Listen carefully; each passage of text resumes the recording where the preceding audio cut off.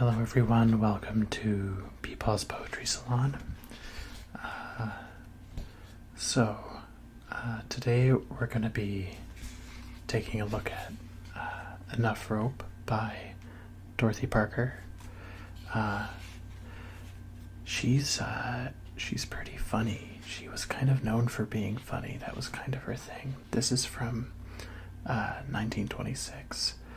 And Dorothy Parker was a poet, a literary critic, screenwriter. She got a couple Academy Award nominations, published in The New Yorker, and was part of this literary circle that was called the Algonquin Round Table, which has nothing to do with, the Algonquins.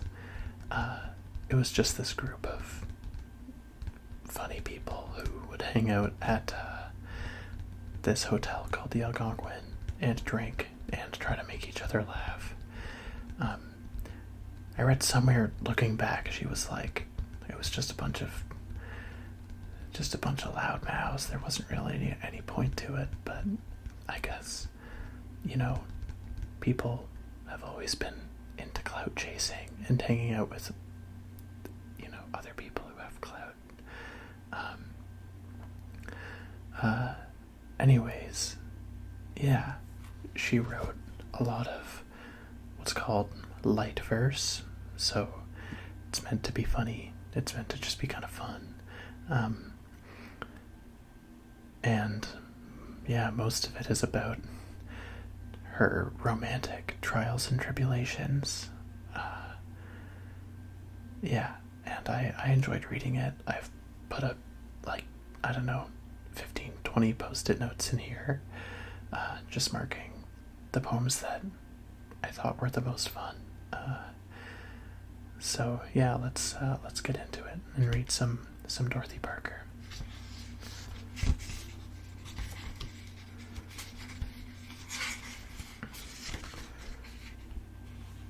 This one's called The Threnody. Lilacs blossom just as sweet, now my heart is shattered. If I bolted down the street, who's to say it mattered? If there's one that rode away, what would I be missing? Lips that taste of tears, they say, are the best for kissing. Eyes that watch the morning star seem a little brighter. Arms held out to darkness are usually whiter. Shall I bar the strolling guest, bind my brow with willow, when they say the empty breast is the softer pillow? That a heart falls tinkling down, never think it ceases. Every likely lad in town gathers up the pieces. If there's one gone whistling by, would I let it grieve me? Let him wonder if I lie, let him half believe me. My little note here, I have a couple little notes on these post-its. Magnificent self-conscious cope, and I've enjoyed seeing in the 1920s. These poems of people who are trying to make the best of being just absolutely heartbroken and knowing that it's kind of absurd.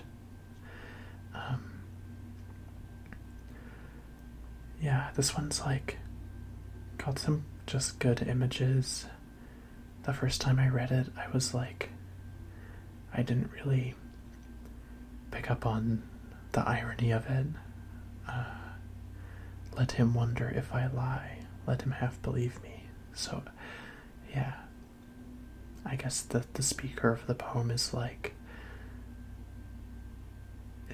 Isn't it awesome? Lips that taste of tears, they say, are the best for kissing. Being heartbroken is so awesome. Believe me. All right.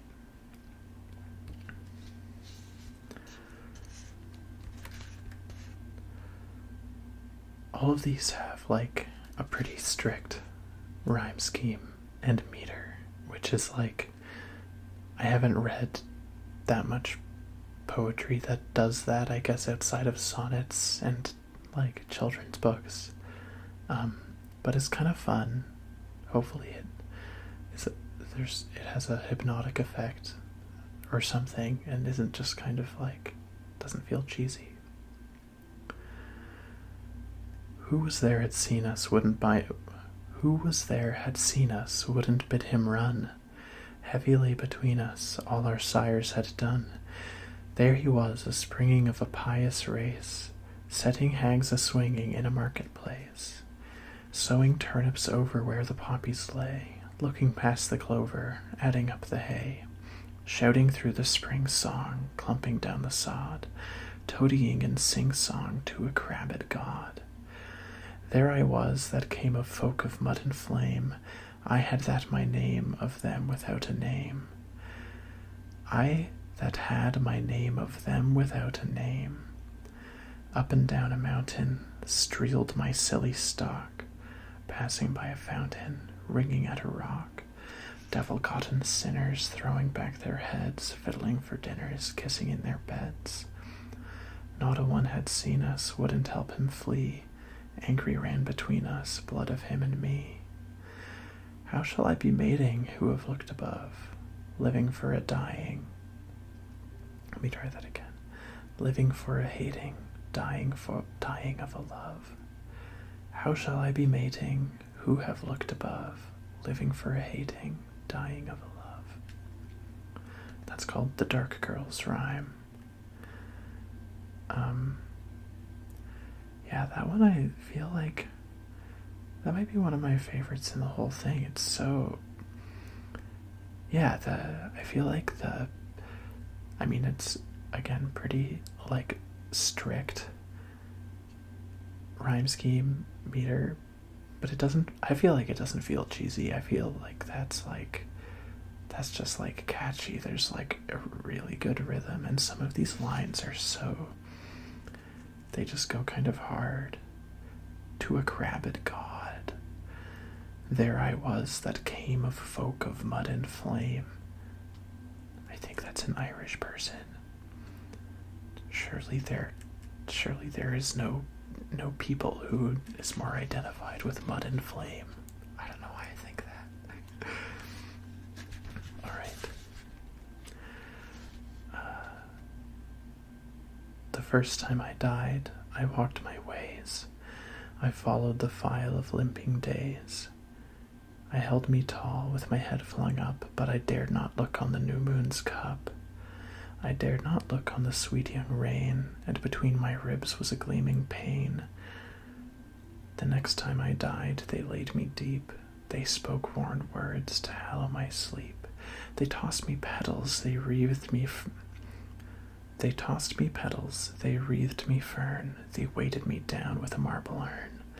And I lie here warm, and I lie here dry, and watch the worms slip by.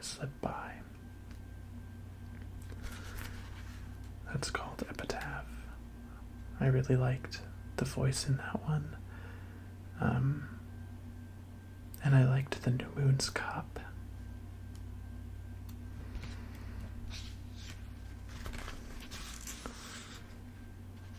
This one's really short. So silent I, when love was by, he yawned and turned away. But sorrow clings to my apron strings. I have so much to say. Word. I just like that. Did I say it's called Anecdote? Sorrow clings to my apron strings. I have so much to say. Yeah. I feel like, I don't know. Yeah, I don't know.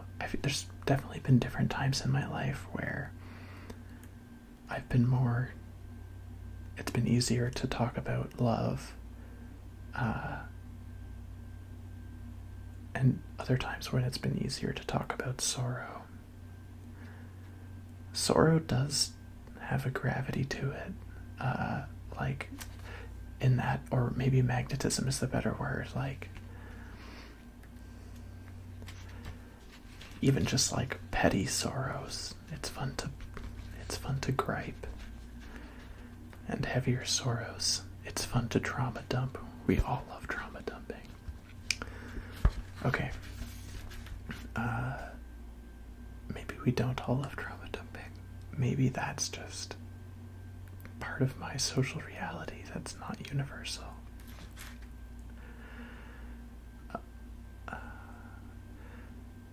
The days will rally, wreathing their crazy tarantelle, and you must go on breathing, but I'll be safe in hell. Like January weather, the years will bite and smart, and pull your bones together to wrap your chattering heart. The pretty stuff you're made of will crack and crease and dry. The thing you are afraid of will look from every eye. You will go faltering after the bright imperious line, and split your throat on laughter, and burn your eyes with brine. You will be frail and musty, with peering furtive head, whilst I am young and lusty among the roaring dead.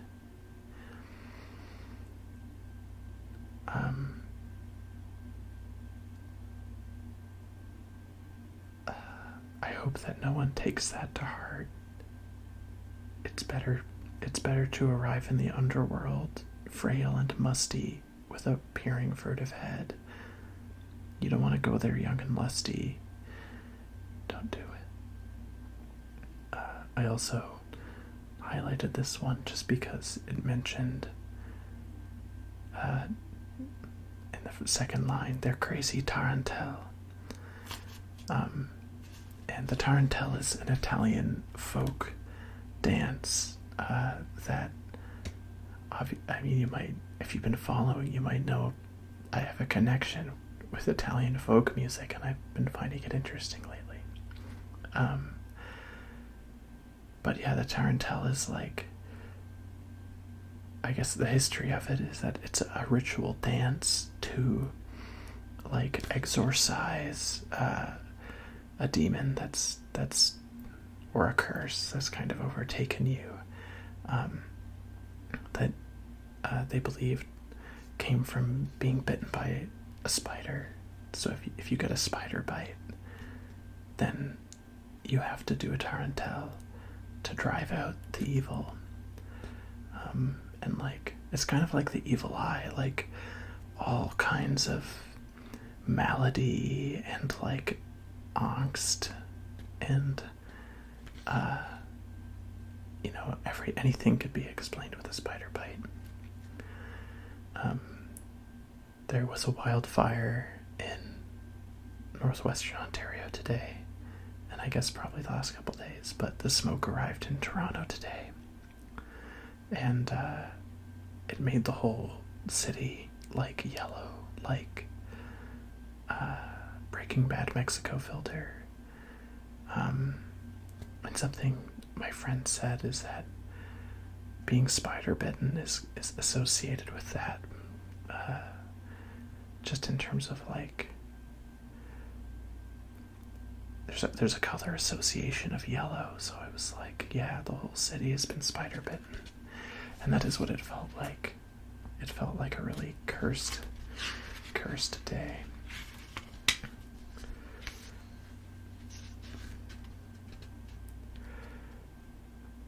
If it shine or if it rain, little will I care or know. Days like drops upon a pane slip and join and go. At my doors another lad, here's his flower in my hair. If he see me pale and sad, will he see me fair? I sit looking at the floor, little will I think or say, if he seek another door, even if he stay. It's called The New Love. Days like drops upon a pane slip and join and go. That's my favorite line from that. This one's kind of long. I don't really remember what happens in this one, so we'll see. Ghosts of all my lovely sins, who attend too well my pillow, gay the wanton rain begins, hide the limp and tearful willow. Turn aside your eyes and ears, trail away your robes of sorrow. You shall have my further years. You shall walk with me tomorrow. I am sister to the rain, fey and sudden and unholy, petulant at the window pane, quickly lost, remembered slowly. I have lived with shades, a shade. I am hung with graveyard flowers. Let me be tonight arrayed in the silver of the showers.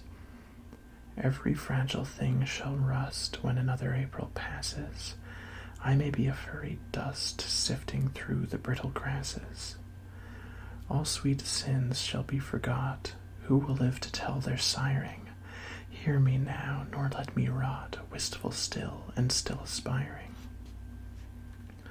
Ghosts of dear temptations heed. I am frail, be you forgiving. See you not that I have need to be living with the living? Sail tonight, the Styx's breast, glide among the dim processions of the exquisite unblessed, spirit of my shared transgressions. Roam with young Persephone, plucking poppies for your slumber. With the morrow there shall be one more wraith among your number.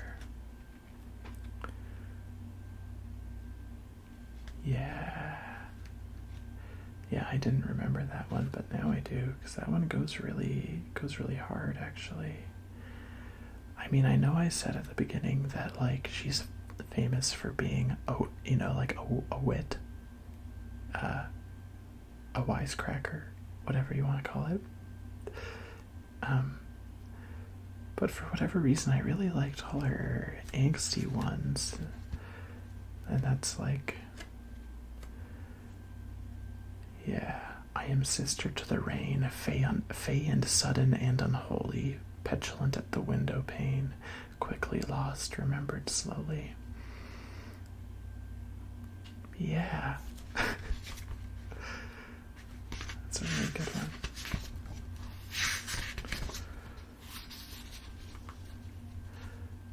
My post-it note on this one just says, scathing. Story of Mrs. W. is the name of the poem. My garden blossoms pink and white, a place of decorous murmuring, where I am safe from August night and cannot feel the knife of spring.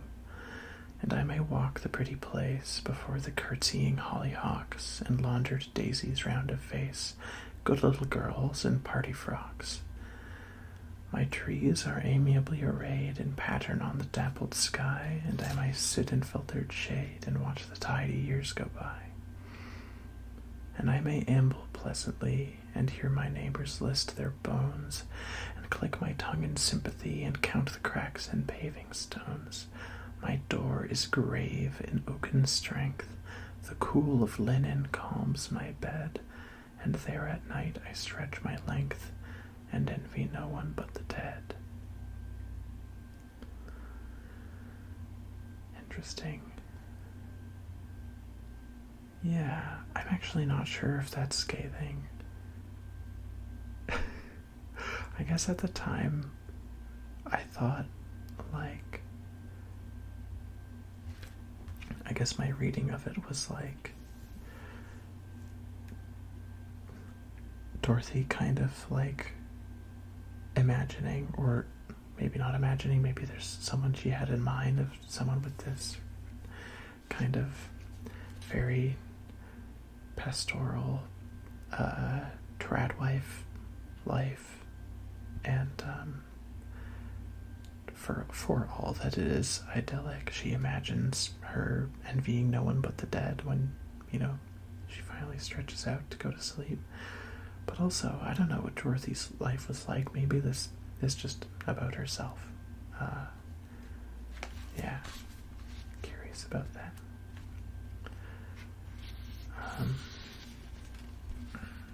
This one's called August.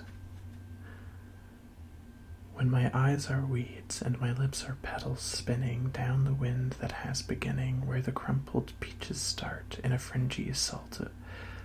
Let me run that back from the start. This is a bit of a crazy stanza. When my eyes are weeds and my lips are petals, spinning down the wind that has beginning where the crumpled beaches start in a fringe of salty reeds. When my arms are elder bushes and the rangy lilac pushes upward, upward through my heart. Summer, do your worst. Light your tinsel moon and call on your performing stars to fall on headlong through your paper sky. Nevermore shall I be cursed by a flushed and amorous slattern, with her dusty laces pattern trailing as she straggles by. Wow, I think I didn't read, I liked that one to read it. The rangy lilac pushes, I was just like, I underlined that, yes. I like when a rangy lilac pushes, but reading that out loud, that thing is like juicy with like so much internal rhyme. It's kind of amazing. There's like so much momentum to it. And it's interesting, like there's momentum that like moves through each of the images that kind of like I feel like really connects them in more of into a bit of a gestalt that like juicy. That's a good one.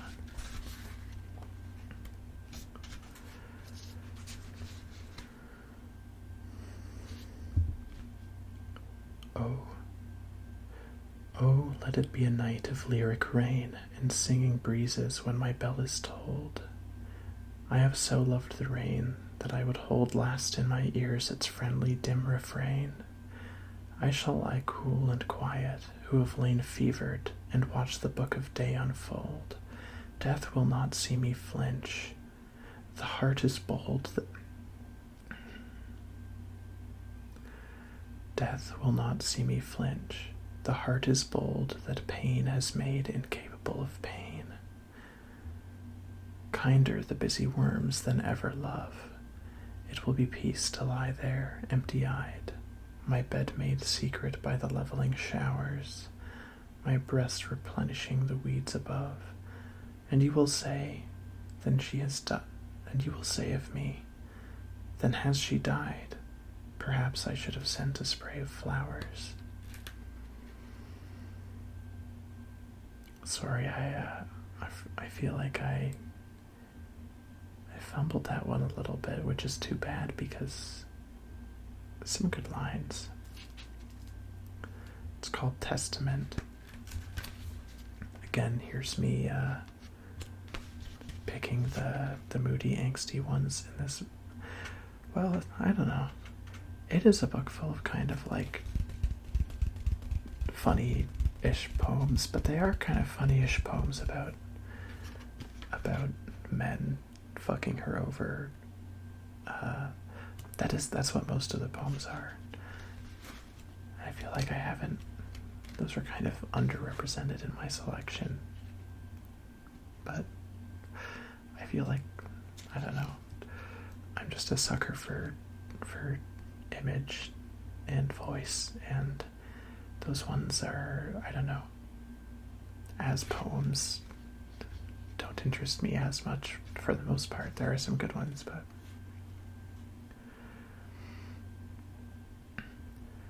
this is called The Immortals. If you should sail for Trebizond, or die, or cry another name in your first sleep, or see me board a train and fail to sigh, appropriately I'd clutch my breast and weep, and you, if I should wander through the door, or sin, or seek a nunnery, or save my lips and give the cheek, would tread the floor and aptly mention poison and the grave. Therefore, the mooning world is gratified, quoting how prettily we sigh and swear, and you and I, correctly, side by side, shall live as lovers when our bones are bare, and though we lie for ever enemies, shall rank with Abelard and Eloise.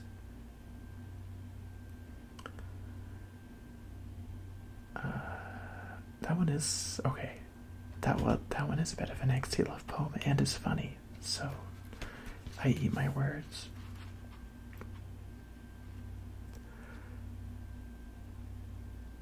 Yeah, that one I liked the rhythm, and as I read it right now, I'm like, no, yeah, it's just funny.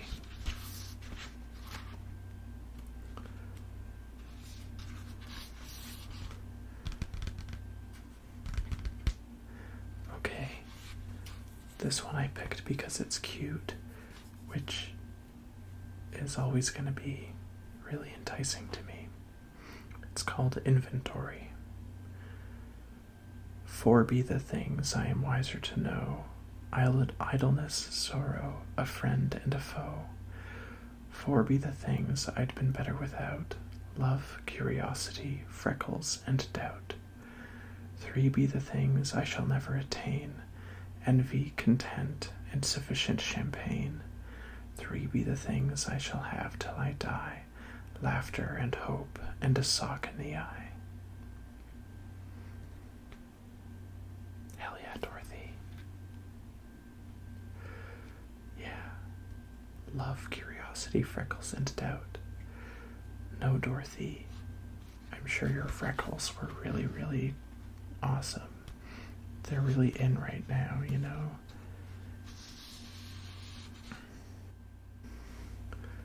Yeah, this one is called Resume, which, well, I'll just read it. Razors pain you, rivers are damp, acids stain you, and drugs cause cramp. Guns aren't lawful, nooses give, gas smells awful, you might as well live. That's Dorothy Parker's Never Kill Yourself poem. And that's a really, really important message. All right. I have 3 more. So I think that'll be perfect.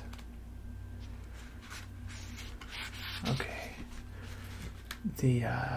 My post-it note says on this one, avoidant attachment. The poem is titled Ballad at 35. This no song of an ingenue, this no ballad of innocence, this the rhyme of a lady who followed her natural bents, this a solo of sapience, this a shanty of sophistry, this the sum of experiments. I loved them until they loved me. Decked in garments of sable hue, daubed with ashes of myriad lents, wearing shower bouquets of rue, walk I ever in penitence.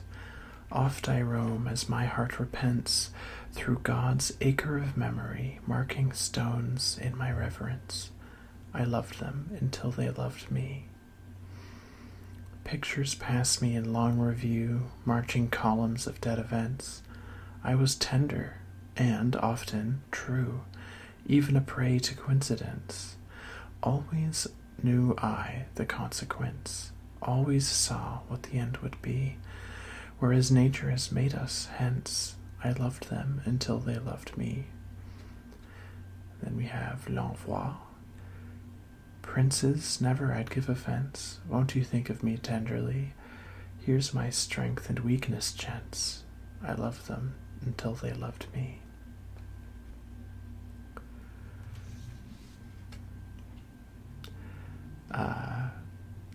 Yeah, it's great. You love to see a woman in a male-dominated field. I just wanted to say that line. It's a bit of a good line. I don't know. I do think men tend to exhibit this more than women, at least just observing people I know. I loved them until they loved me. But hey, all of us are capable of avoidant attachment. I mean, maybe not all of us, but I definitely am.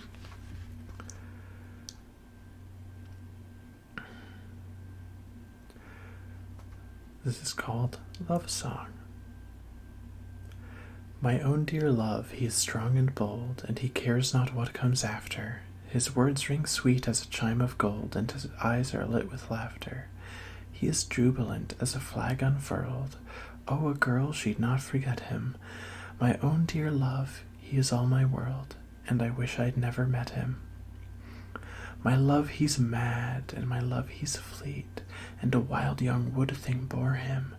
The ways are fair to his roaming feet, and the skies are sunlit for him. As sharply sweet to my heart he seems as the fragrance of acacia. My own dear love, he is all my dreams, and I wish he were in Asia.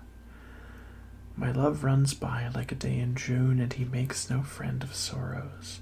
He'll tread his galloping rigadoon in the path of the tomorrows. He'll live his days where the sunbeams start, nor could storm or wind uproot him. My own dear love, he is all my heart, and I wish somebody to shoot him. Yeah. She's fun. She's fun.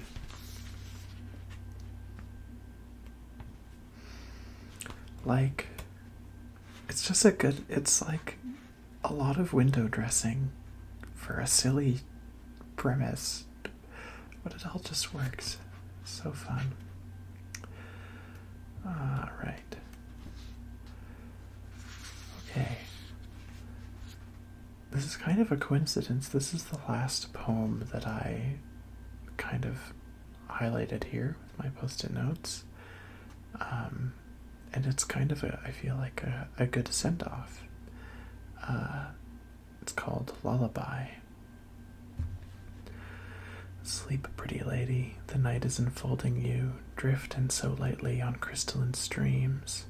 Wrapped in its perfumes, the darkness is holding you. Starlight bespangles the way of your dreams. Chorus the nightingales, wistfully amorous, blessedly quiet the blare of the day. All the sweet hours may your visions be glamorous. Sleep, pretty lady, as long as you may. Sleep, pretty lady, the night shall be still for you. Silvered and silent, it watches your rest. Each little breeze in its eagerness will for you murmur the melodies ancient and blessed. So in the midnight does happiness capture us. Morning is din with another day's tears. Give yourself sweetly to images rapturous. Sleep, pretty lady, a couple of years. Sleep, pretty lady, the world awaits days with you. Girlish and golden, the slender young moon. Grant the fond darkness its mystical way with you. Morning returns to us ever too soon. Roses unfold in all their loveliness for you. Roses unfold in their Roses unfold in their loveliness, all for you. Blossom the lilies for hope of your glance. When you're awake, all the men go and fall for you. So sleep, pretty lady, and give me a chance. Yeah, she's cheeky. She's cheeky.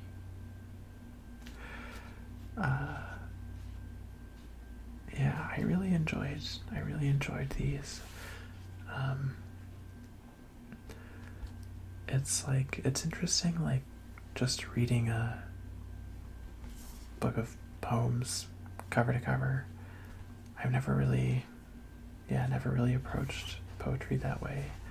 And the thing is it's like they're not every single one is like delightful. They're not all bangers. But enough of them are that you get into this rhythm of, like, I forget exactly, like when you're training a dog, you know, you don't give it, like, you start off giving it a treat every time, and then you eventually give it a treat every third time, and then eventually you just kind of give it treats randomly. And we're all familiar with that from, slot machines and scrolling reels. The kind of random intermittent reward thing does kind of hook you.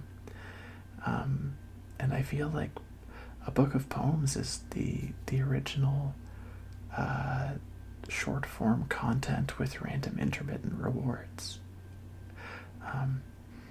It's kind of surprised me how well it has replaced like 50% of my scrolling to just have a book of poems in Google Books loaded up, ready to go. So yeah, thank you, Dorothy Parker. And with that, I'll say goodnight.